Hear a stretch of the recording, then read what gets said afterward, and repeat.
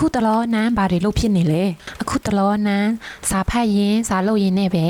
စာအုပ်တွေနဲ့အချိန်ကုန်ဖြစ်တယ်ပေါ့နော်အလုပ်လုပ်တဲ့ဗီဒီယိုလေးတွေထပ်တင်ပေးပါဈေးအကြောင်းလေးတွေထပ်ပြောပြပေးပါဆိုပြီးတော့ဗီဒီယိုထဲမှာဖြစ်ဖြစ် comment ထဲမှာဖြစ်ဖြစ် CV ထဲမှာပဲဖြစ်ဖြစ်လာပြီးတော့ပြောကြတယ်ပေါ့နော်အခုတလောတော့နန်းအခန်းမှာအနားယူဖြစ်နေတယ်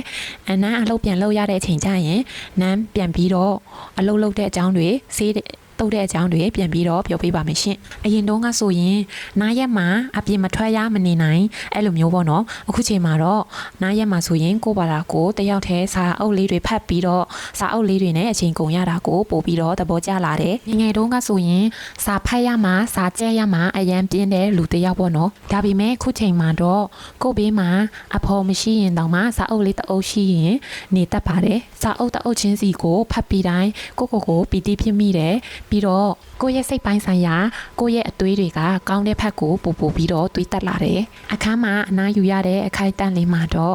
စာအုပ်လေးတွေဖတ်ရင်အိမ်အလုပ်တွေလုပ်ရင်းနဲ့ပဲနေ့တစ်နေ့တာကိုဖြတ်တန်းဖြစ်ပါတယ်အခုတလောတော့နန်းအိမ်မှာနေတဲ့ဗီဒီယိုလေးတွေရိုက်ပြီးတော့တင်ပေးပါမယ်ရှင်အလုပ်ပြန်သွားရတဲ့ချိန်မှာအလုပ်လုပ်ရတဲ့ဗီဒီယိုလေးတွေကိုထပ်ပြီးတော့တင်ပေးပါမယ်တကယ်ချင်းတို့ရဲ့နားရက်တွေဆိုရင်ကဘယ်လိုမျိုးဖြတ်တန်းကြလဲဘယ်လိုမျိုးတစ်နေ့တာကိုကုံဆုံးစေလဲဆိုတာကိုနန်းရဲ့ comment မှာရေးပေးခဲ့လို့ရပါတယ်နန်းကတော့အခုတလောစာအုပ်လေးတွေဖတ်ရင်းနဲ့ပဲနေ့တစ်နေ့တာကိုဖြတ်တန်းရင်းနဲ့အချိန်ကုန်ဖြစ်ပါတယ်ဘုသူတာကျွယ်ဝပြီးတော့ဖတ်လို့ကောင်းတဲ့စာအုပ်လေးတွေရှိရင်နန်းကိုညွှန်ပြပေးလို့ရပါတယ် comment ထဲမှာပဲဖြစ်ဖြစ် CV ထဲမှာပဲဖြစ်ဖြစ်နန်းကိုညွှန်ပြပေးလို့ရပါတယ်ရှင်